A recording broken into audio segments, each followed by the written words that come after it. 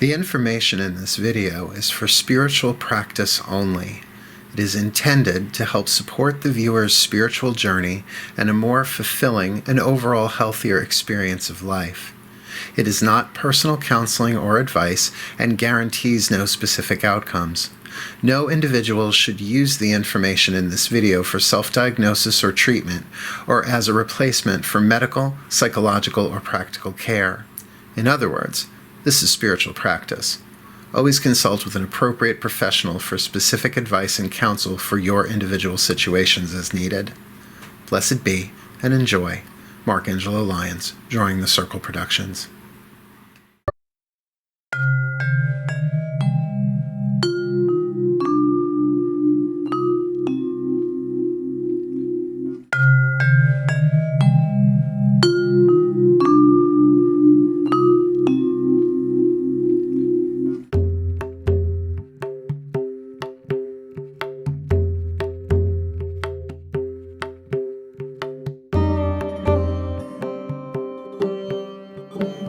Curriculum, workshop 2, part 2.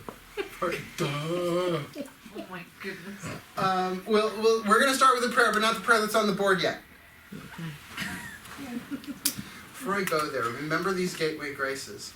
There's a reason why we do those first, a purpose to why we do this first. I found for myself that what opened me up, the gateway, all of them work as gateways, those 3, humility, hope, endurance.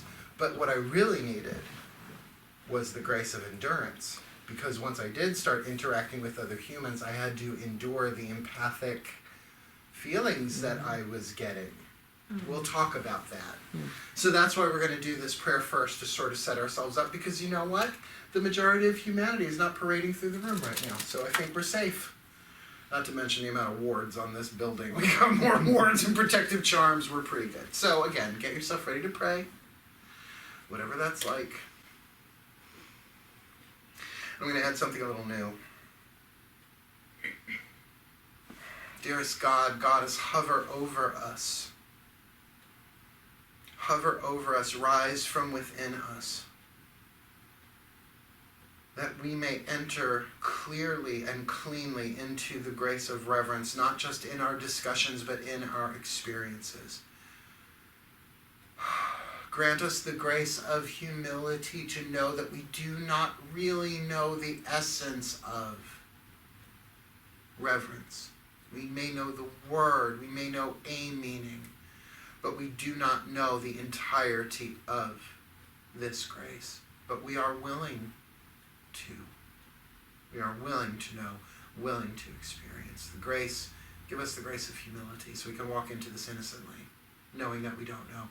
Grant us the grace of hope, that in this grace of reverence we can embrace and hope that the highest good of all concerned is always manifesting, no matter what our awareness is at the time, that everything can be used for the totality of the evolution and betterment of all of life. Please grant us that mother grace of hope. And please ground us in the grace of endurance, that whatever comes up within us individually, with the grace of reverence, our own hubris, our own hatreds, our own other making, our own lines of division that we don't even realize we carry, these chains that bind us. Grant us the grace of endurance, that we can endure whatever pain and suffering has been buried within us, as well as the ability to endure whatever it takes to heal, to evolve, and to dissolve the shadow, the illusion, the pain, the suffering that affects all of life. Thank you. Thank you. Thank you. So mote it be. Amen.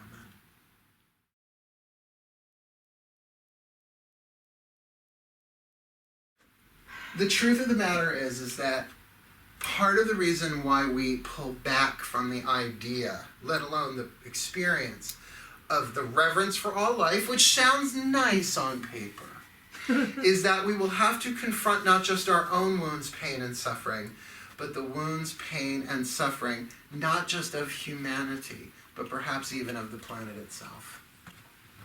It doesn't happen a lot, but every now and again when I'm meditating, this leg will start to shake. And I'm like, am I pinching a nerve? What's going on? And I used to try and stop it. Now I don't. I'm like, go ahead, shake it out. What's going on? I've come to find that usually when that happens, there's an earthquake about to happen. And it doesn't matter if it's here or on the other side of the planet, that I'm connecting with not just human life. The life force of Gaia, the Earth Mother, Shekinah.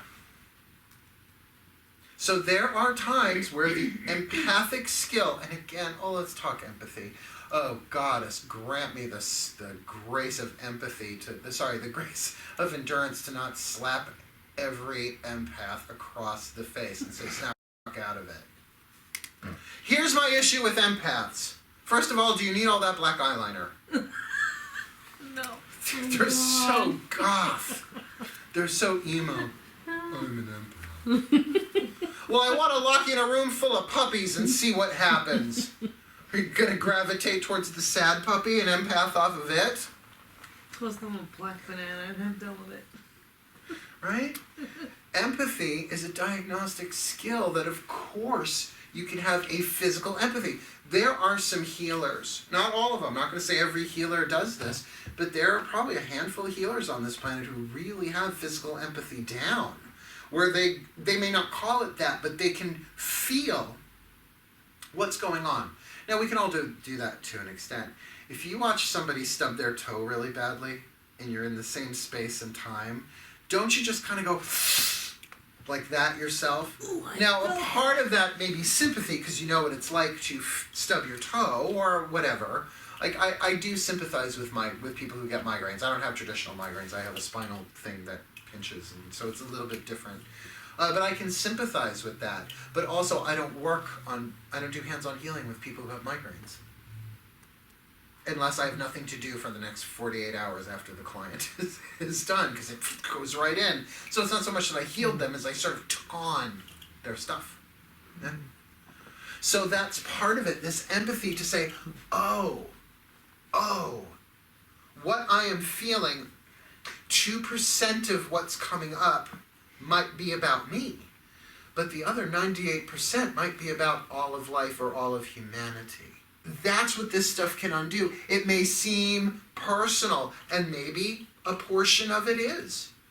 A percentage of it is incarnationally contracted for you to clean up within yourself. That's cleaning up your part of the garden. But think of those roots like a garden going down under the ground into other gardens, that there's only one root system. That as you heal that for yourself, little by little, just like nail file a little sharp edge off of it every day, you are lightening the load for all of life. That you have the ability to heal this world inside of yourself.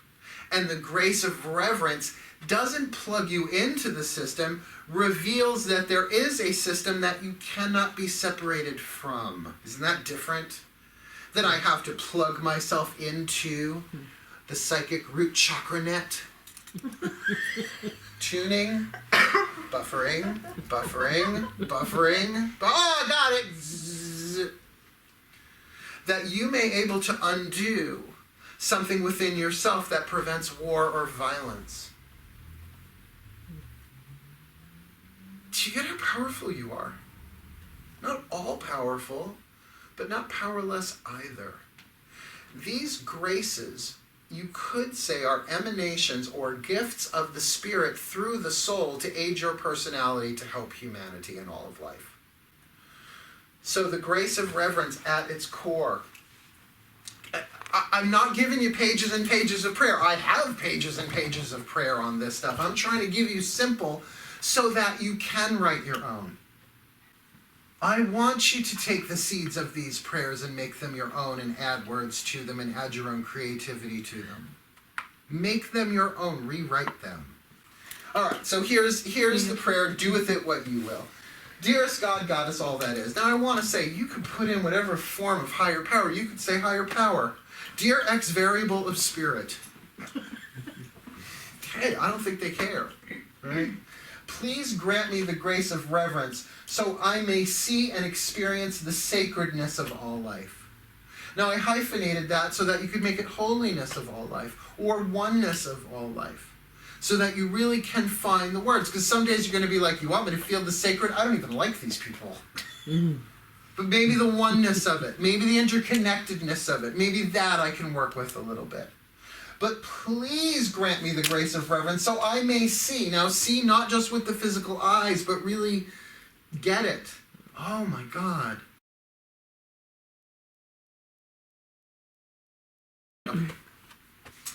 Please get yourself comfortable in a position you can stay in for a couple of minutes. Do I want to do this seated? No, I'm going to do it standing. And breathe.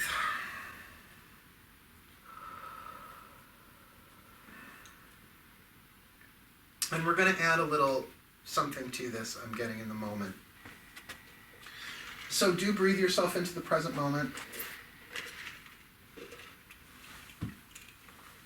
Somewhat ground and center yourself. That we're not astral projecting here, but we are going into the outskirts. We're going to stand on the lawn of the soul. And we imagine in our minds a castle, slightly in the distance, surrounded by a moat. And this castle is carved out of a single diamond. High walls, very large, very wide. And within this castle are 7 mansions. We stand now collectively yet individually in front of our own castles at the moat with the drawbridge raised. And it is here that we invite in the presence of the divine. Dear God, Goddess, all that is, grant us access into the castle of the soul, the interior castle. Please grant us the grace of humility to know that we do not know what is in that castle, but that we are willing to be shown and experience the power as well as the pain that is housed within. Grant us the grace of hope that whatever we experience once crossing the drawbridge will be for our highest good and contribute to the highest good of all concerned, for we alone do nothing. So whether we heal or not, let thy will be done, as we hope for the highest good.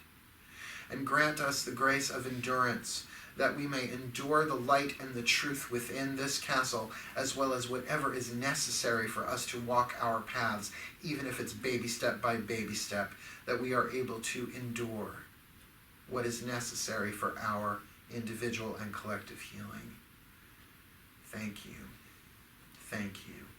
Thank you. Please lower the drawbridge. And as the drawbridge slowly lowers, we catch a glimpse of light coming through the portcullis, the opening, the entrance. And we set foot upon the drawbridge, and we cross this drawbridge into the silent bliss of our own individual castles. Once inside, we raise this drawbridge behind us, sealing it, forbidding all outside influence from entry into this holy place that is the soul. Here in this castle, we are alone with the divine.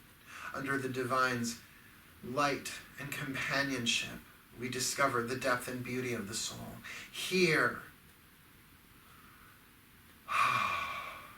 we embrace the power of prayer. Here we open ourselves to divine guidance. Here we surrender ourselves that we may become channels of grace, of healing, of service, as the divine directs our lives. And as we look around,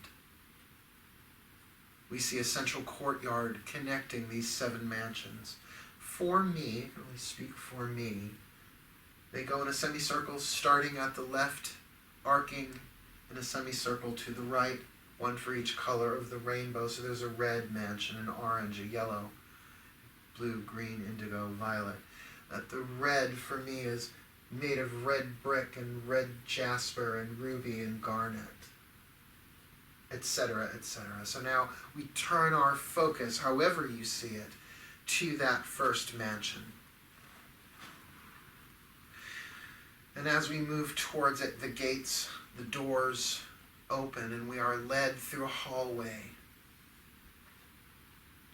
The first mansion is quite fascinating, but we do have to look at some of the controlling fears in some of these rooms. The fear of humiliation, the fear of chaos, just as two examples. But we seek the inner sanctum, the inner garden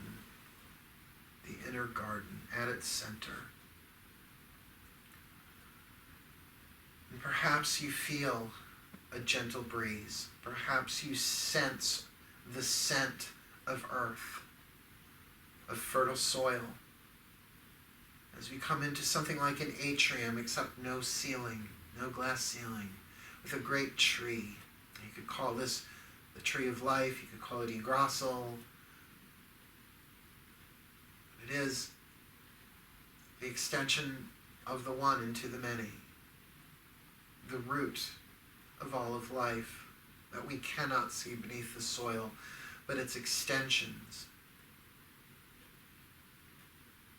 in every direction. Just as flowers have individual scent and shape and color and weight and composition, all draw from the same source. All are of the one life. And just find a place near, around, or on, or in this tree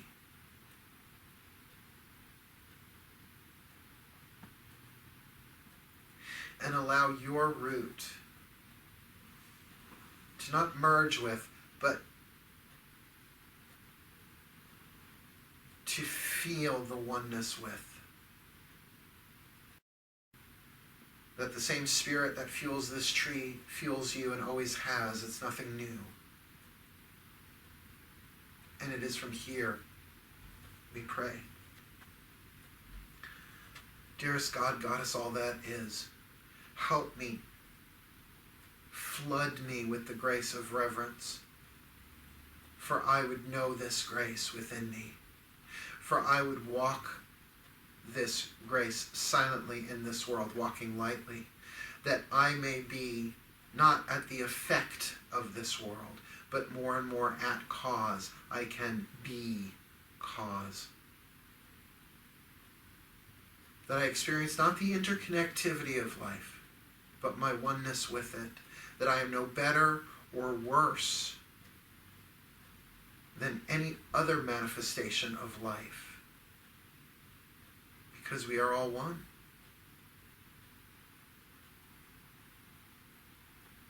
I do understand that I have blocks to this, to the presence of the divine of all things. And by the grace of humility, I don't know what they are. By the grace of hope, I hope they can be healed for the highest good. By the grace of endurance, I hope that I can learn and heal and grow whatever it takes, however long it takes.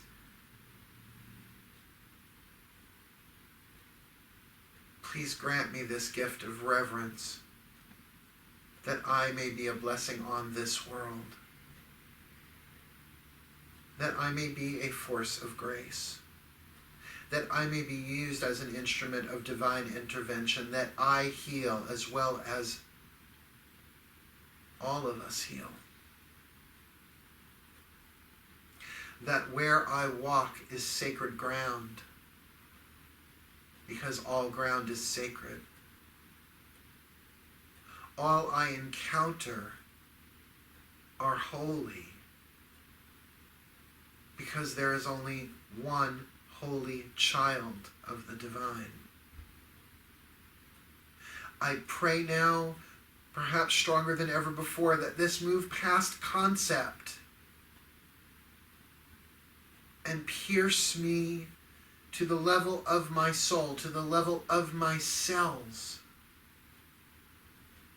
that I may have an experience like never before,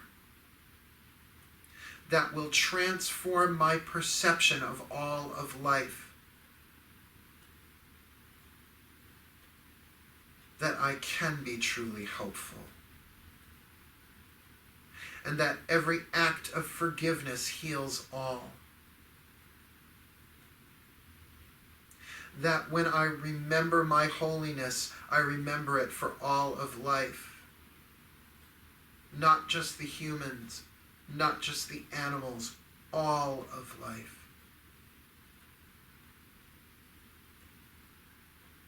That all of life may be a blessing on me,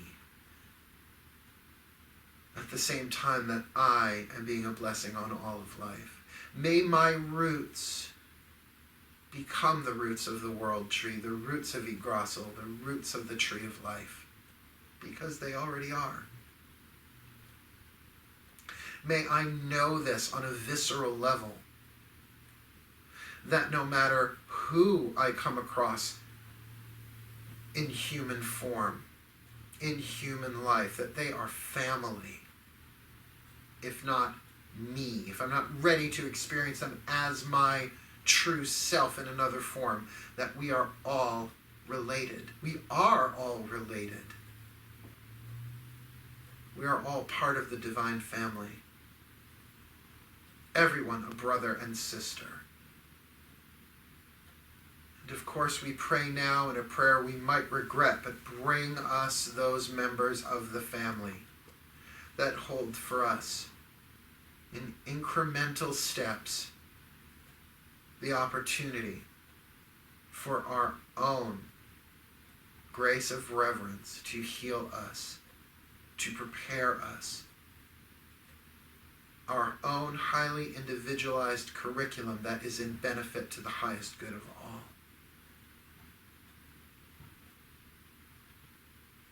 Thank you. Thank you.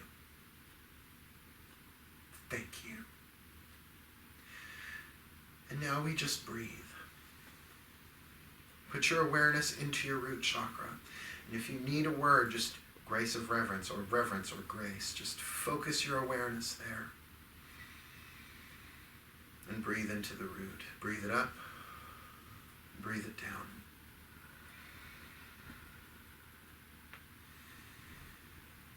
We have asked. Now we receive.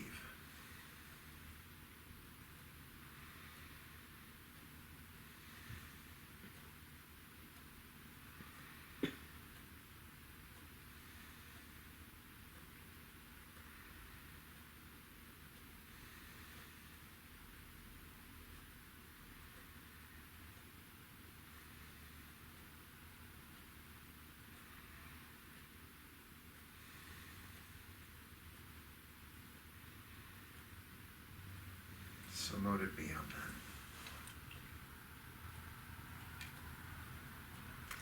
Now bow before the tree, knowing that we can return here. This is not a difficult path working. It is within the walls of our own soul. But we can now turn and make our way back through the hallways, through the portcullis, through the mansion and into the castle.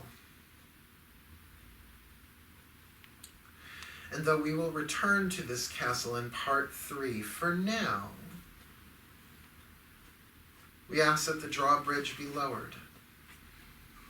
And as we cross the drawbridge back into the world of multiplicity, the world of 10 billion things, the world of the illusion of separation, the physical world, we ask that this grace surround us and this grace protect us. That we wield it with wisdom, love, and power. That we may recall it, remember it, embrace it, and be it as needed for the highest good of all concerned. Cross the drawbridge.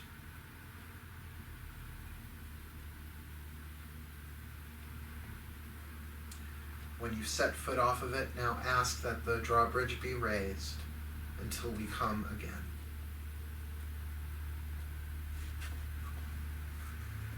As you're ready, ground, well, we already grounded a lot. Ground and center.